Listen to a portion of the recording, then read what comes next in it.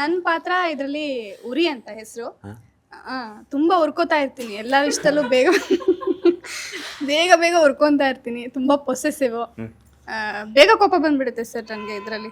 But short film ಅಲ್ಲಿ ಇವರು ಜೋರಾಗಿ ಡೈಲಾಗ್ ಹೇಳ್ತಿದ್ರು, ಬಜರಿ ತರ ಇದ್ರು ಅಂತ ಎಕ್ಸ್ಪೆಕ್ಟ್ ಮಾಡ್ಕೊಂಬಂದ್ರೆ ಅಷ್ಟು ಇಲ್ಲ. ಇಲ್ಲಿ ಸಟಲ್ ಕಾಮಿಡಿ, ನಂದ್ರಲ್ಲಿ ಜಾಸ್ತಿ ಕಾಮಿಡಿ ಇಲ್ಲ. ಇವಾಗ ಬಾಯ್ ಫ್ರೆಂಡ್ ಗರ್ಲ್ ಫ್ರೆಂಡ್ ಮಧ್ಯೆ ಕ್ಯೂಟ್ ಫೈಟ್ಸ್ ಏನಿರುತ್ತೆ, ಪೊಸೆಸಿವ್ನೆಸ್ ಏನಿರುತ್ತೆ ಅದಿದೆ. ಪಾಯಲ್ಗೂ ಊರಿಗೂ ಏನ್ ಡಿಫ್ರೆನ್ಸಸ್? ಅದೇ ಸರ್, ಅದು ಉರಿ, ಇದು ಪಾಯಲ್ ಸರ್. ಅಂದ್ರೆ ಒಟ್ಟ ಆನ್ಸರ್. ನಾನು ಹೆಸರುಗಳು ಹೇಳಿಲ್ಲ ಮೇಡಮ್. ಪಾಯಲ್ ತರ ಇದೆ. ಪಾಯಲ್ ಉರ್ಕೊಂಡ್ರೆ ಪಾಯಲ್ ಉರಿ. ಹೌದು, ಅಷ್ಟು ಪೊಸೆಸಿವ್ ಇಲ್ಲ ರಿಯಲ್ ಲೈಫ್ ಅಲ್ಲಿ. ಪೊಸೆಸಿವ್ ಆತರ ಎಲ್ಲ ಏನಿಲ್ಲ. ನಿಜ ಹೇಳು, ನಿಜ ಹೇಳು. ನಿಜ ಪೊಸೆಸಿವ್ ಇಲ್ಲ. ಪಾಸಿಟಿವ್ ಅಷ್ಟೇ. ಪಾಯಲ್ ಅಂದ್ರೆ ಪಾಸಿಟಿವ್, ಪಾಸಿಟಿವ್ ಅಂದ್ರೆ ಪಾಯಲ್. ನಾನು ಅಂದ್ರೆ ನಂಬರ್ ಅಂದ್ರೆ ನಾನು. ಹಂಗೆ ಸರ್, ಹಂಗೆ. ಅದ್ರಲ್ಲಿ ಜಾಸ್ತಿ ಉರ್ಕೋತೀನಿ, ಬಟ್ ಇದರಲ್ಲಿ ರಿಯಲ್ ಲೈಫ್ ಅಲ್ಲಿ ಅಷ್ಟೇ ಇಲ್ಲ. ಏನಕ್ಕೆ ಸ್ಟೇಟಸ್ ಹಾಕಿಲ್ಲ, ಸೆಲ್ಫಿ ತಗೊಂಡಿರೋದು ಏನಕ್ಕೆ ವಾಟ್ಸಪ್ ಅಲ್ಲಿ ಹಾಕಿಲ್ಲ, ಫೇಸ್ಬುಕ್ ಅಲ್ಲಿ ಹಾಕಿಲ್ಲ, ಈ ತರ ಕ್ವಶನ್ ಮಾಡ್ತಿರ್ತೀನಿ. ಬೇರೆ ಹುಡುಗಿ ಜೊತೆ ಏನಾದ್ರು ನೋಡಿದ್ರೆ ಸುಮ್ನೆ ಇರಲ್ಲ, ರಾಖಿ ಕಟ್ಸ್ಬಿಡ್ತೇನೆ. ಹುಡುಗಿ ಕೈ. Okay, super. ಚೇತನ್ ದುರ್ಗ ಅವರೇ, ಗೌರವೇ ಮಾತಾಡಿಲ್ಲ ಅವ್ರಿಗಿದೆ ಹಾಕೊಟ್ಬಿಟ್ರು. ಸರ್ ಇದು ಏನಂದ್ರೆ ಅಮೃತಾಂಜನ್ ಸಿನಿಮಾ ಸರ್. ಗೊತ್ತು ಸರ್, ಅಮೃತಾಂಜನ್ ಸಿನಿಮಾ ಅಂತ ಗೊತ್ತು.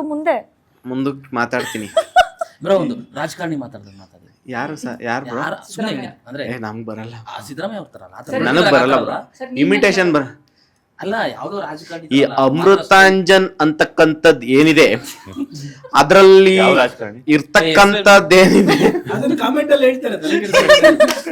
ಈ ಅಮೃತಾಂಜನ್ ಅಂತಕ್ಕಂಥದ್ದೇನಿದೆ ಅದ್ರೊಳಗೆ ಇರ್ತಕ್ಕಂಥದ್ದೇನಿದೆ, ಮನರಂಜನಾತ್ಮಕವಾದಂತಹ ವಿವಾದಾತ್ಮಕವಾದಂತಹ ಸನ್ನಿವೇಶಗಳೇನಿದೆ ಕಾಲ್ಪನಿಕವಾಗಿ ತೆಗೆದಿದ್ದಾರೆ.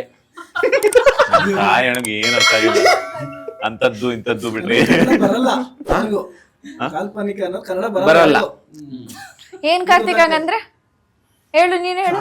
ಕಾಲ್ಪನಿಕ ಅಂದ್ರೆ ಇಮ್ಯಾಜಿನೇಷನ್ ಅಲ್ಲಿ, ಕಾಲ್ಪನಿಕ ಅಂದ್ರೆ ಇಮ್ಯಾಜಿನೇಷನ್ ಅಲ್ಲಿ ಬರುವಂತ ಸೀನ್ಗಳನ್ನ, ಇಲ್ಲಿ ಸನ್ನಿವೇಶಗಳನ್ನ ಅಂದ್ರೆ ಸೀನ್ಗಳನ್ನ ಮಾಡಿದೀವಿ ಅಂತ. ಇವಾಗ ಗೊತ್ತಾಯ್ತು ಕಾರ್ತಿಕ್.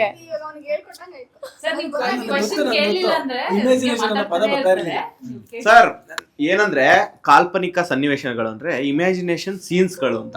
ಅಂದ್ರೆ ಡೈರೆಕ್ಟರ್ ಇಮ್ಯಾಜಿನೇಷನ್ ಅಲ್ಲಿ ಏನೇನ್ ಸೀನ್ಗಳು ಬಂದಿದೆ ಅದನ್ನ ಅಮೃತಾಂಜನ್ ಸಿನಿಮಾದಲ್ಲಿ ತೋರಿಸಿದಾರೆ ಅಂತ ಹೇಳಕ್ ಹೊರಟೆ. ಯಾರಿಗೂ ಅರ್ಥ ಆಗಿಲ್ಲ ಅಷ್ಟೇ.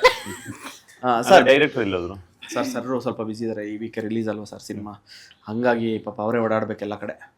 ಯಾಕೆಂದ್ರೆ ಅವ್ರು ತುಂಬಾ ಪರ್ಟಿಕ್ಯುಲರ್ ಆಗಿ ಡೀಟೇಲಿಂಗ್ ಆಗಿ ನೋಡ್ತಾರೆ. 5 minutes ಪಾನಿಪುರಿ ಇಂಟರ್ವ್ಯೂ ಮಧ್ಯಾಹ್ನವರೆಗೂ ಆಗ್ಬಿಡ್ತದಲ್ಲ, ಅವರು ತಿನ್ಬೇಕಲ್ಲ ಪಾಪ, ಹೊಟ್ಟಸ್ಕೊಂಡ್ ಮಾಡಕ್ ಆಗಲ್ಲ ಅಲ್ವಾ.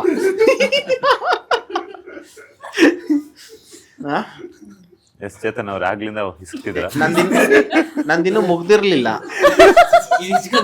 ಸರ್, ಗಟ್ಟಿ ಇದೆ. ಅಲ್ಲ, ನಂದಿನ್ನೂ ಮುಗ್ದಿರ್ಲಿಲ್ಲ. ಇರ್ಲಿ ಬಿಡಿ ಚೇತನ್ ಅವರೇ, ಓವರ್ ಟು ಯು. ಮುಂದಕ್ಕೆ ಹೋಗೋಣ. ಅವ್ರಿಂದ ಏನೋ ಮಾತಾಡ್ಬೇಕಂತ. ಮಾತಾಡ್ಬೇಕು ಅಷ್ಟೇ. ಕಮಾನ್ ಚೇತನ್, ಹೇಳಿ.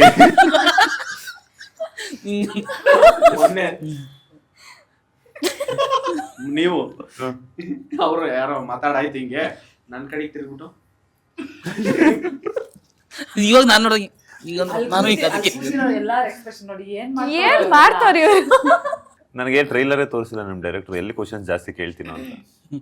ಅದು ನಾವು ತುಂಬಾ ಸೀಕ್ರೆಟ್ ಆಗಿ ಮೇಂಟೈನ್ ಮಾಡ್ತಾ ಇದೀವಿ. ನಾಳೆ 25ಕ್ಕೆ ಟ್ರೈಲರ್ ರಿಲೀಸ್ ಆಗತ್ತಲ್ವಾ, ಅಲ್ಲಿಗೆ ಬಂದು ನೋಡಿ.